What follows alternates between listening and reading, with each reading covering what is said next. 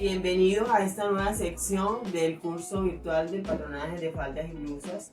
En esta parte del curso quiero enseñarles cuáles son los principales puntos anatómicos que debemos tener en cuenta para la toma de medidas. ¿Cuál es la importancia de tomar las medidas correctamente? Si tú tomas las medidas correctamente, realmente puedes hacer un patronaje exacto a las medidas o al cuerpo de la persona que vas a diseñarle, y al final, en el proceso de la confección, no vas a tener que estar ajustando ni arreglando absolutamente nada. Por eso es importante el que aprendamos correctamente el primer paso.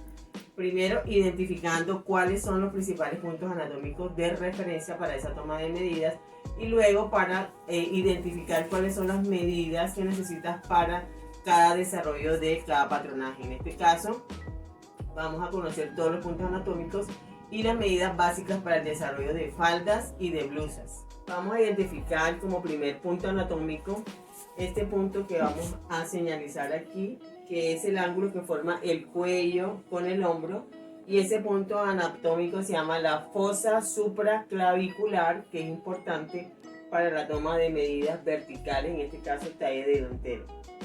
El otro punto para identificar se llama el punto acromion, que es este huesito que tenemos todos aquí en el hombro. Si tú quieres te lo puedes tocar e identificar, porque a partir de ahí tenemos en cuenta para la toma de medida del hombro.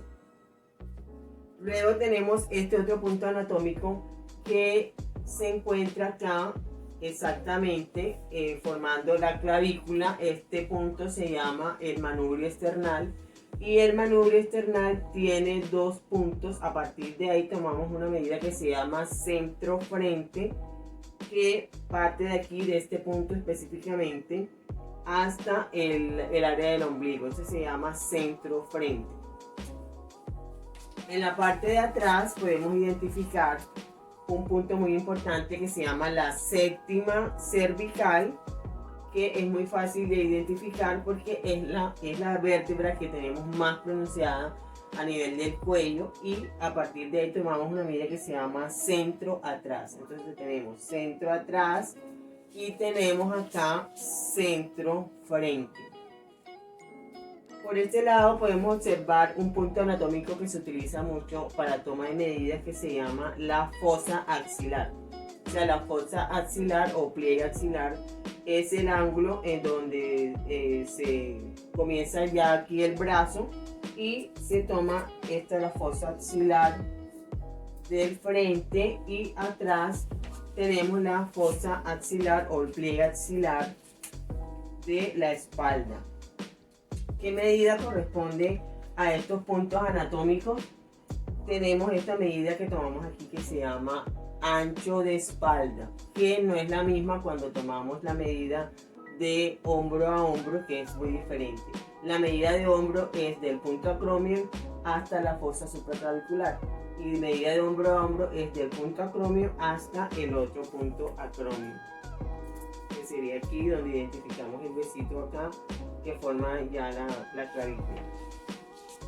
Vamos a identificar otro punto de medida que sería la altura de busto, que la vamos a identificar de pezón a pezón, y esa medida nos va a dar la altura de busto y separación de busto.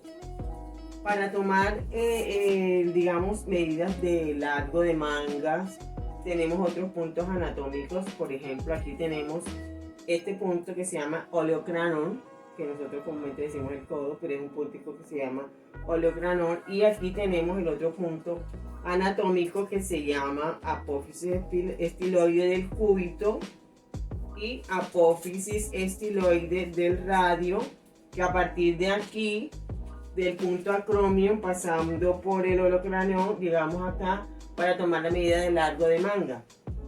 Este es un punto importante. Solamente identificando estos tres puntos ya sabes cómo tomar cada medida. Con estos puntos anatómicos tú puedes determinar qué altura de manga o qué largo de manga quieres utilizar. Si quieres utilizar manga corta, tomas la medida hasta la mitad del brazo. Si quieres hacer manga al codo, utilizas la medida de la altura del codo. Si quieres utilizar la medida de 3/4 de manga, hasta esta sería la la distancia para esa medida. Bueno, ahora vamos a continuar con los puntos anatómicos que tienen que ver con la medida de cintura. Aquí vamos a hacer una señalización de cintura. Para señalizar la cintura de una persona es muy fácil poder hacerlo, porque tú puedes por esta altura de codo decirle a la persona que suba los brazos, y la altura de codo ahí exactamente va a ser la medida de la cintura de la persona, a la altura del codo. Esa sería la altura de la cintura, y exactamente en ese punto es donde tú vas a colocar o a tomar la medida de cintura. Para tomar la medida de cadera, tú debes tomar también un elástico o una cinta que te va a ayudar a señalizar ese punto, porque la medida de cadera es muy importante, sobre todo para las faldas y pantalones, y esta cinta debe pasar por todo el área más voluminosa del derrier, y ahí sería el sitio apropiado para tomar la medida de la cintura.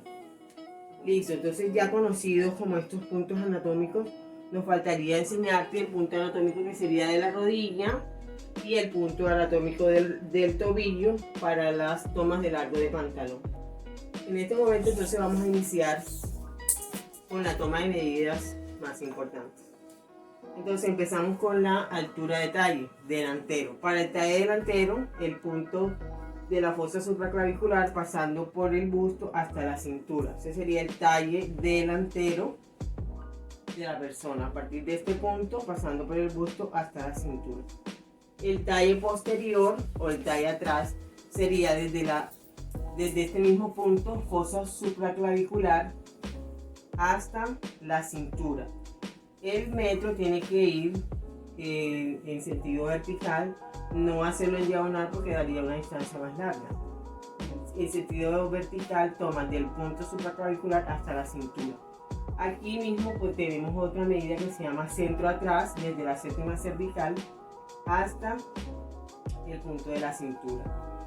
De aquí del punto acromion al otro punto acromion podemos tomar la medida de hombro a hombro. Tocando estos dos puntos, ahí tenemos esa medida. También tenemos acá la medida de ancho de espalda, que generalmente nosotros tomamos la medida de ancho de espalda acá, pero nuestro método de patronaje, el ancho de espalda viene siendo medida de la fosa axilar hasta la otra fosa axilar. Ese sería ancho de espalda. Otra medida en la parte frontal tenemos la altura de busto. La altura de busto desde la fosa supraclavicular hasta el pezón sería nuestra altura de busto, y nuestra separación de busto de pezón a pezón sería la separación del busto. Aquí tenemos la medida de ancho de pecho de la fosa axilar hacia la otra fosa axilar, sería el ancho de pecho. Luego podemos pasar a el ancho de cintura. Sobre la señalización que ya hemos realizado, aquí tomamos nuestra cintura. La cadera, donde hemos señalizado la parte de nuestra cadera, ahí tomamos el contorno de cadera. Aquí mismo podemos tomar altura de cadera desde la cintura hasta la cadera.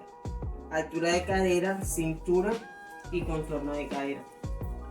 Vamos a tomar la medida, por ejemplo, si tú vas a hacer una blusa, vas a tomar la medida desde la fosa supraclavicular hasta donde quieras el largo de la blusa, ya sea aquí o que te llegue a la altura de cadera.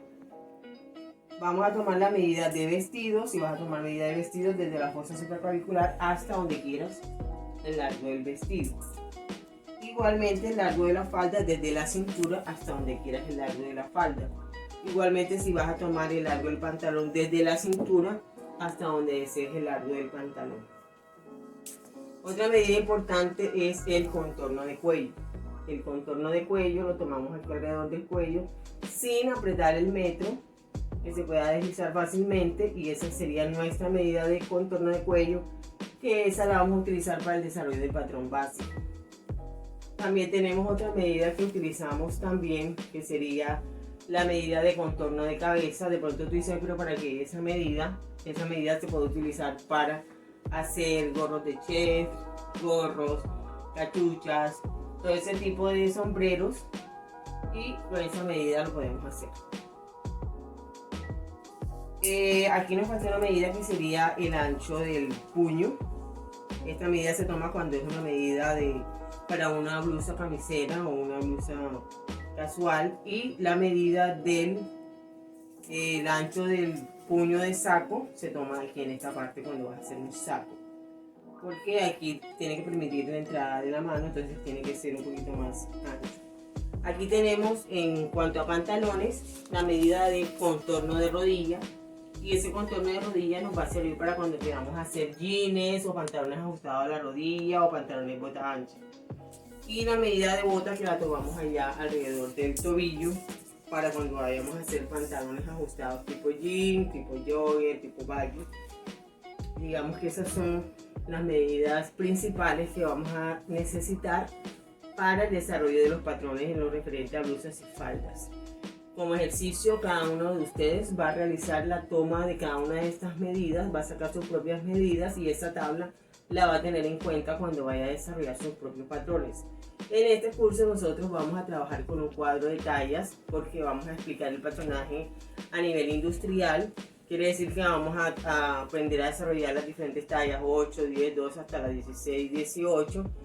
Y con esta toma de medidas tú puedes aprender a tomarte tus medidas y desarrollar tus propios modelos a tu propio estilo. Entonces tienes las dos opciones: trabajar con cuadro de tallas o por medidas. Entonces nos vemos ahorita más adelante en la siguiente sección.